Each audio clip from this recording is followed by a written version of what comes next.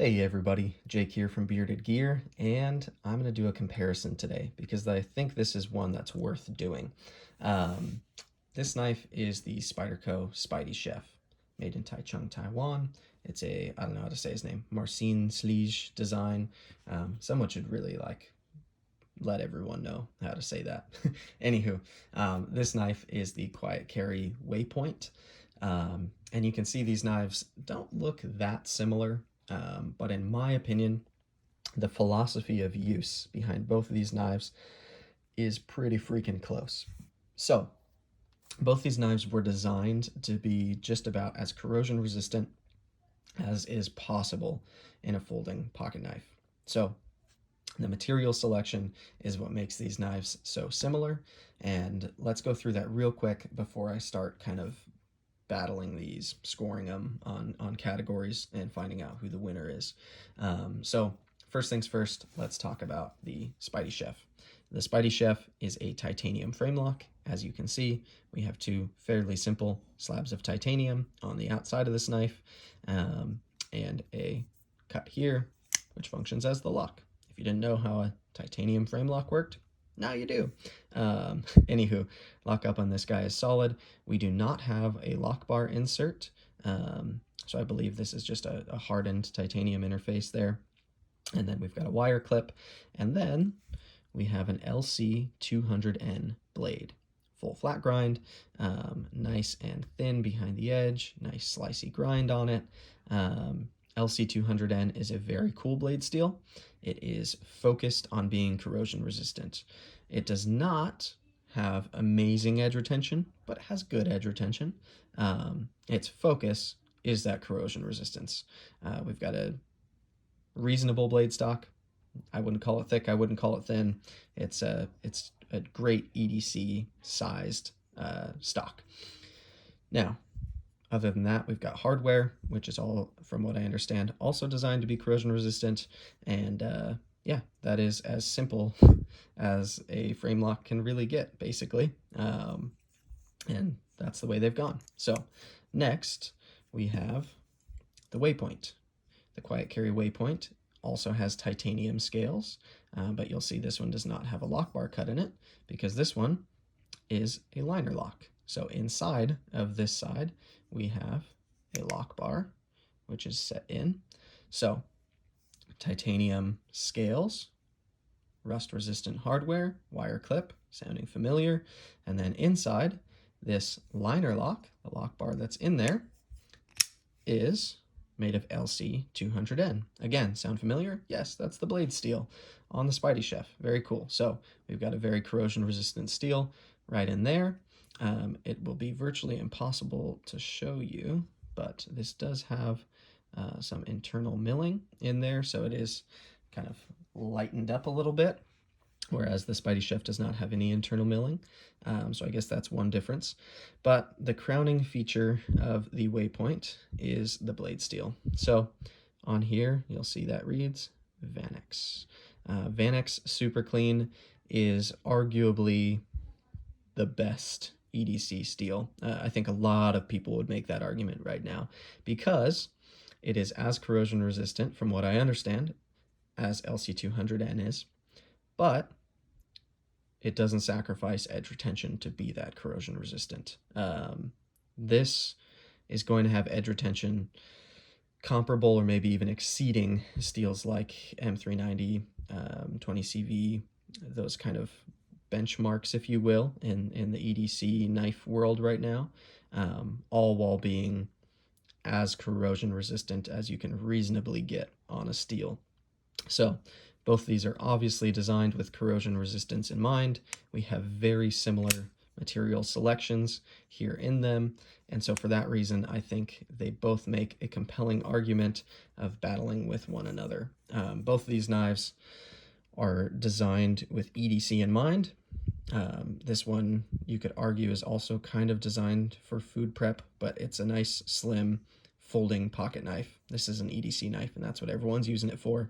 That's what they're really making it for, even if it also cuts apples really well. So I think both of these being EDC knives with corrosion resistance in mind, we ought to see which one is better. So I'm going to go ahead and jump right into it. I've got a couple of categories. Each one will be scored with a maximum of 1 point to the winner, 0 points to the loser. If they tie, they'll both get a point, and there will be a winner at the end of this. So I'm going to go over looks, action, ergos, fit and finish, value, carry, and cutting. I think once we've gone through all of those, that is a reasonable way to score some EDC knives to see which one is better. So first things first, let's go over looks. The Spydiechef is probably a pretty polarizing design. I think the Spydiechef looks okay.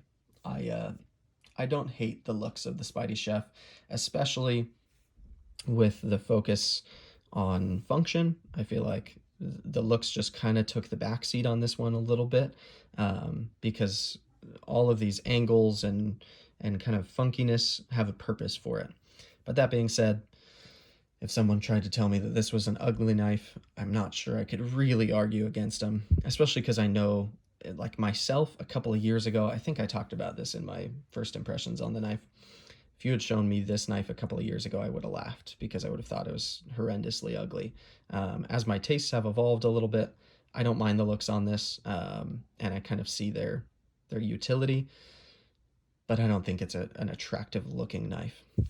The Waypoint is not an exciting looking knife, in my opinion. It's very simple, but I do think it is a handsome, just classic knife. The shape of this knife is knife. There's nothing funky going on here, and I think it works really well. We've got really clean, crisp lines on the titanium. You can see where all the chamfers have been kind of milled onto these edges, and it looks nice to me. So I'm going to give a pretty clear win to the Waypoint, and I think it deserves it. So there you have that.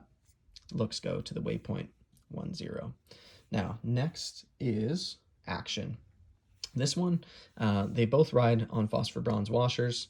Neither of them are drop shutty, not even close, and neither of them fly out like a bearing knife does. They both have pretty crisp detents. This one obviously has a hole for deployment, whereas the Waypoint has a stud, or studs, because they're on both sides. So the actions are comparable, much like a lot of the components of these knives are, but I will say the detent on the Waypoint is noticeably more crisp. I usually prefer holes to studs. That's just personally the way I usually land on things. But on the Spydiechef, it's not the best Spydie hole because part of it's covered up and it's a little smaller than it is on knives like the PM2 or Para 3. It deploys reliably and it feels pretty smooth as it does so. It's not gritty or anything like that. These washers do feel nice, but it's better on the Waypoint. This action is more fun to fidget with. It feels like, yeah, it's more audible and tangible, and it feels like it pops out with more authority. So action is going to go to the Waypoint. Now, next category is ergos. This one was pretty tough because for me, the Waypoint fits my hand super, super well. I like the way this knife fits my hand for how small it is. But the unfair advantage of the Spydiechef is that it has focused much less on being small. And so they've been able to ergonomically make this handle just work really well. I really like the ergos on the Spydiechef. And I imagine this knife will fit more people's hands better because of its size. I have relatively small hands compared to a lot of people, and so for me, the Waypoint fits great, but even with my small hands, the Spydiechef does feel just a little bit better in hand. So we're going to give ergos to the Spydiechef. Now, next category is fit and finish. As I mentioned, as I introduced these knives, they are really comparable in material selection. And this being a Taichung Spyderco, Taichung nails frame locks, in my opinion, and in my experience. They did really great on this one. The fit and finish is nice. It's about as simple as you can make a frame lock, though. The Waypoint, however, they have not said who is making these for them. I know they're coming from overseas, but it came to me a hair off center. I adjusted it and got it perfectly on center. I also added a little bit of Loctite to the pivot because I found it was just barely kind of wiggling loose as I was playing with the knife. Now it's been perfectly solid. But yeah, the tolerances on this knife feel fantastic. Tolerances on this one also feel great. But the attention to detail feels a little more intense on this guy. We have internal milling. We've got these kind of holes, divots that Quietcarry puts on all their knives. The way these edges are chamfered, I do think is just a touch nicer than the way the edges are chamfered on the Spydiechef. We've got really tasteful jimping up here, which is like delicately done, if that makes sense. And we've got a hollow grind, which I think is really nice and is a little bit more difficult to get even than a flat grind. Yeah, I'm gonna give fit and finish just by a hair to the Waypoint, because I think the more that I've held this knife and kind of admired it and gotten close to it, the more I've been impressed with the fine details that are all over this knife. And the Spydiechef just doesn't really have fine details. All right, so next we have value. Now, the Spydiechef right now is pretty widely available. There was a while where they were pretty tough to get. They were kind of released in little batches and waves, and then there were gaps. And now, from what I've seen lately, they're much easier to get, but they cost about $235 from the retailers. That's street price on them, if you will. The Waypoint is available for, I think it's $295, $300, direct from Quietcarry. I don't know if there are any other like retailers that are carrying these right now. I was gonna buy it straight from his site, but ended up having a friend willing to sell his, and I was able to get a little bit of a discount on it. But anywho, I'm gonna judge this based on the asking price, not what I paid. So for $300 versus $235, you're talking $65 difference there.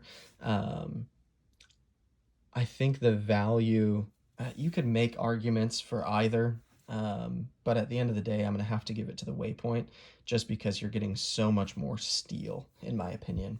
Vanex Super Clean is, I would argue, the best EDC steel that you can get right now for overall balance of having corrosion resistance and edge retention. Those are the things that I think make this steel shine.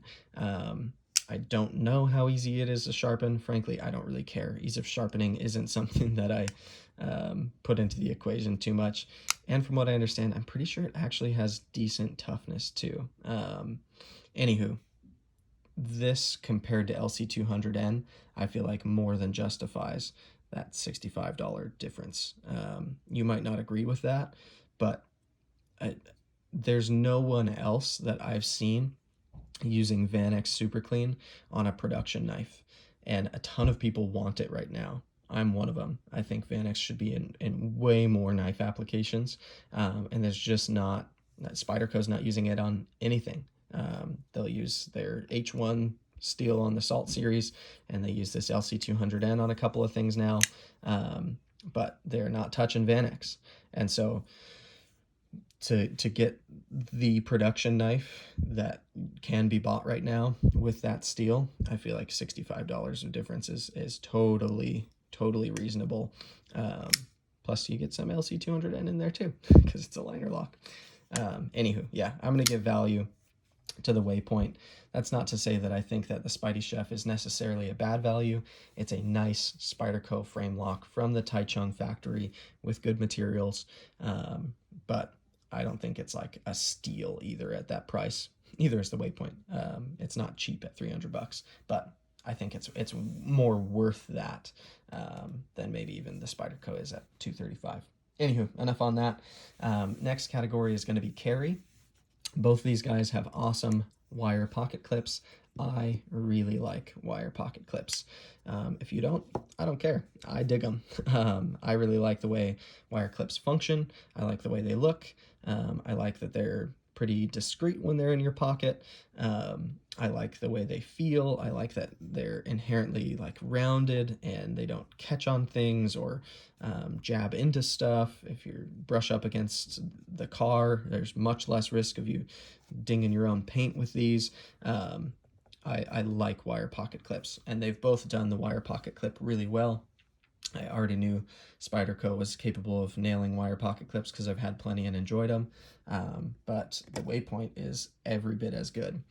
Now, the glaringly obvious thing between these two knives is the size difference, especially in their profile. The Spydiechef doesn't have that much more blade length than the Waypoint, but it is a way bigger footprint. And for that reason, the Waypoint is just better in pocket. It really is. The Spydiechef, I got it before I got the Waypoint, and I really enjoyed putting it into pocket. I still do. I've carried this knife a ton, and I've really liked it every single time it's been in pocket, and it's one of the better Spydercos to carry, in my opinion. I really like it in pocket, but the Waypoint is just almost perfect in pocket. The profile is so small and so slim. When you tuck it towards that back side, I carry it in my right hand pocket with my wallet next to it. So imagine my wallet's sitting right here. To get my hand past it and grab my wallet out is just super easy, total dream. I can carry this in a secondary pocket, like some of my like Dickies shorts have a lower pocket that I'll put maybe this and an O-light in. I can carry it in my back pocket clipped in. I can carry it in my waistband. It's small enough that I can tuck it just about anywhere, but it's also big enough that I can carry it as a primary, and it's not heavy. It's not super light. It's no bug out or anything like that, but it's light enough to disappear in the pocket. And yeah, it's just this knife carries like an absolute charm. So carry is going to go to the Waypoint, and it's not that close. It's hard to say that because I like the way this carries. I really do. But the Waypoint just carries so good. Lastly is going to be cutting. So both these knives came with awesome factory edges. Both of them have great grinds. Obviously, we've got full flat versus hollow grind. There are advantages and disadvantages to either of those. I hate to make ties when I could pick a winner, but I really don't think I can pick a winner on this category. They kind of have to tie. They both are so sharp. They both glide through material. I've put them through cardboard, paper, paracord, just kind of typical EDC level materials. And both of them cut like a dream. I haven't had any issues going through typical EDC tasks with either of these. They're nice and thin behind the edge, both of them. And yeah, they both have reasonable blade stocks. They're a very different blade shape and style and grind, but they both function super well for what they're designed to do. Now, where does that leave us? So we've got the Waypoint with